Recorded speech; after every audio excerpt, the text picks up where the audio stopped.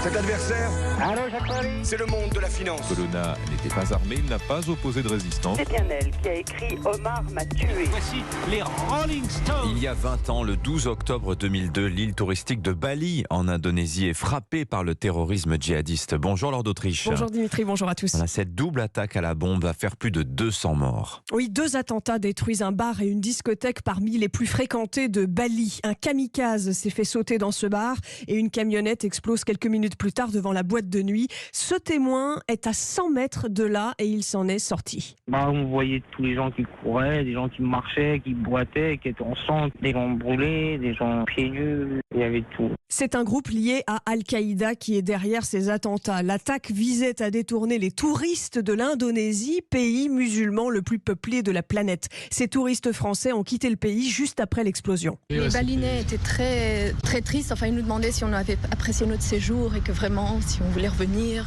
C'est les guides qui étaient les plus marqués parce qu'ils voyaient tout de suite l'impact que ça allait avoir sur leur activité, bien sûr. Et en effet, les tours opérateurs annulent tous leur voyage en direction de Bali. Parmi les victimes de l'attentat, il y a 88 Australiens, 38 Indonésiens, 24 Britanniques et 4 Français. Alors les autorités indonésiennes vont arrêter 3 hommes dans les semaines qui suivent. Oui, ils sont jugés coupables et condamnés à mort en 2003. Au total, 33 Indonésiens seront condamnés pour avoir participé à l'attentat. Le président de la République, Jacques Chirac, s'exprime au lendemain du drame sur la menace terroriste mondiale. Le crime de masse qui vient d'être commis en Indonésie, il est là pour démontrer que la menace terroriste reste universellement présente, dangereuse, active. Ce mouvement terroriste en Indonésie est aussi très difficile à neutraliser. C'est ce qu'explique sur Europe 1, 3 ans plus tard, en 2005, Jean-Charles Brizard, expert sur les questions de terrorisme. Ce pays est majoritairement composé d'une population islamique.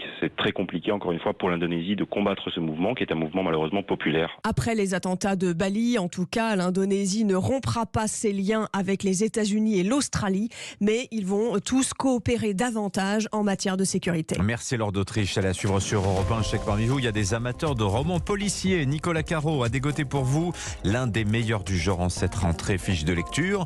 Juste après le journal de Roman Oquet, on ira faire un petit tour à Strasbourg et on découvrira la surprenante liste des produits qui n'ont plus le droit de citer sur le marché de Noël de la ville. Vous allez être surpris. 7h27. Dimitri Pavlenko.